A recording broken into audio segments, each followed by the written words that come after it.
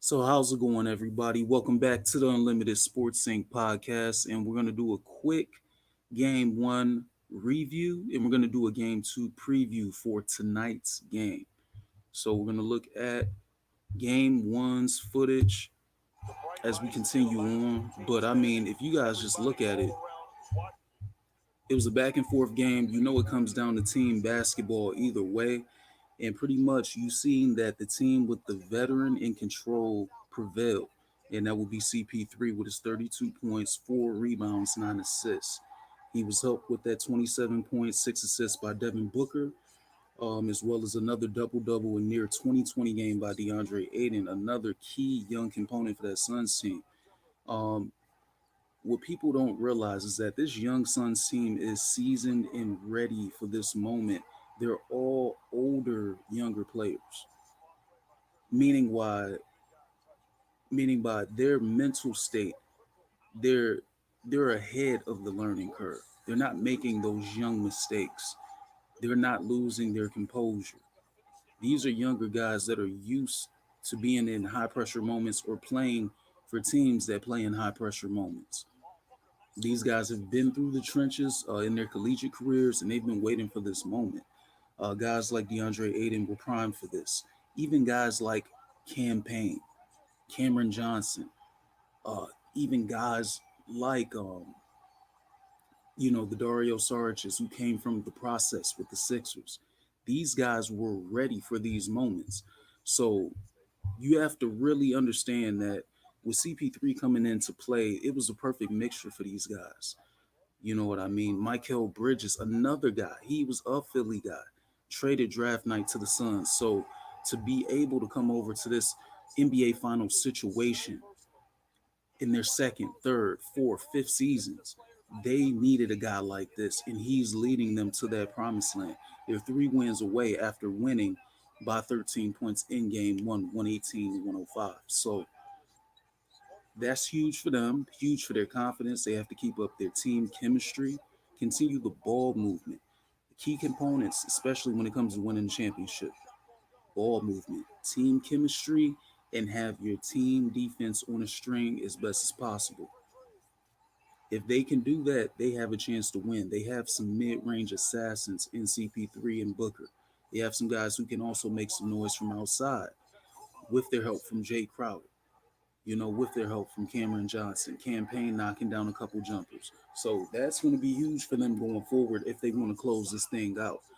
Tonight at 9 o'clock is going to be huge. Let's see if the Suns come back with that same energy.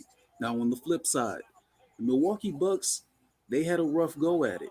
They made the game close a couple times, but it was a rough go for game one. We know Giannis is out there fighting through with 20 points, 17 rebounds, and he dropped some dimes as well. Helped out on the defensive end as well. He's fighting through that injury, and he came back looking pretty much like himself, looking at the best percentage wise of health that he could possibly be after suffering a hyperextension of his knee. So he's doing all that he can. Middleton stepped up really, but we know that third call to that machine that goes is Drew Holiday. And I've seen that he's had near triple doubles in his past few games, but points wise, they will need that production from him. It's key. Brooke Lopez can only do but so much, especially given if the Suns dictate how the pace of the game goes. So it's gonna be a tough battle. I definitely can see the Bucks keeping the game too close. I can definitely see that these two teams are evenly matched, and it all comes down to team chemistry, defense when you need it, and pretty much which team goes about holding their lead best. If they get a double digit lead, how will they hold it best? Will they still jack up ill-advised three-point shots, or will they slow down the pace, maybe even a little, get into a methodical offense to run and get the best shot available, given that they already have a lead? Either team can take a double-digit lead on either one of these teams in the final. The Suns and the Bucks are very similar.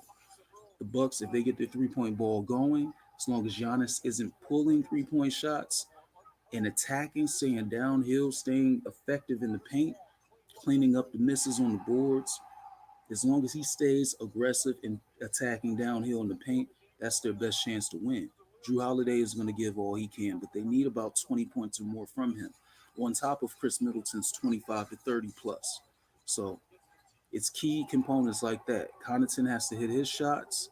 Bryn Forbes has to hit his shots. Bobby Portis has to bring his energy.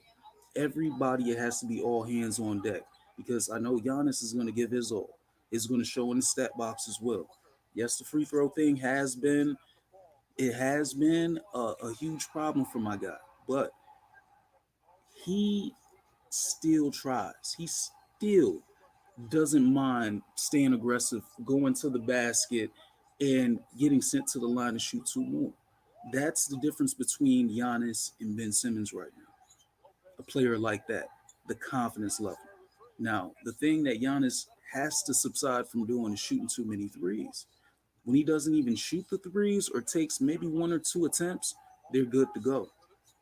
But as soon as he settles and bails out the defense like that, it hurts them, especially when the other team comes back and they come right back on a fast break, bucket, and one, and that steals momentum from the Bucks. So he has to understand what's best suited for this series.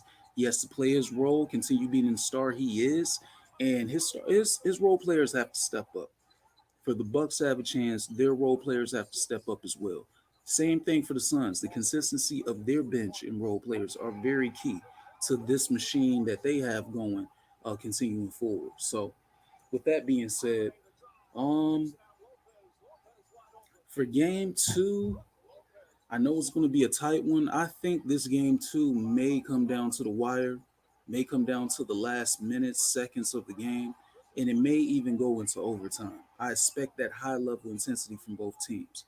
I would not be surprised if the Bucks came out, tried to jump on them early, and ended up winning the game by maybe 8 to 12 points, because this is everything's on the line.